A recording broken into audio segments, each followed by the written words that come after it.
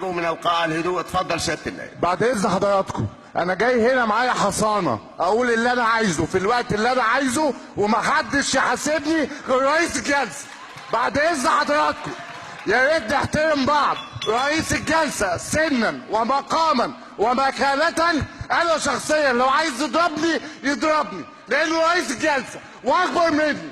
لكن بعد اذن حضراتكم لو سمحت لا والله يتكلم. سيبوا النائب يتكلم. بعد اذن حضراتكم انا مش ناجح، مفيش بلد هتتبني بالكبار، هتتبني بينا كلنا. بعد اذن حضراتكم احترامنا لبعض واجب. شكرا سياده النائب. وانا زي بابا بالظبط في كل حاجه، وفي الشده شديد وفي القوه قوي قوي قوي. عبيط ده ولا ايه؟ عبيط ايه ده؟ شكل ابوه غبي زي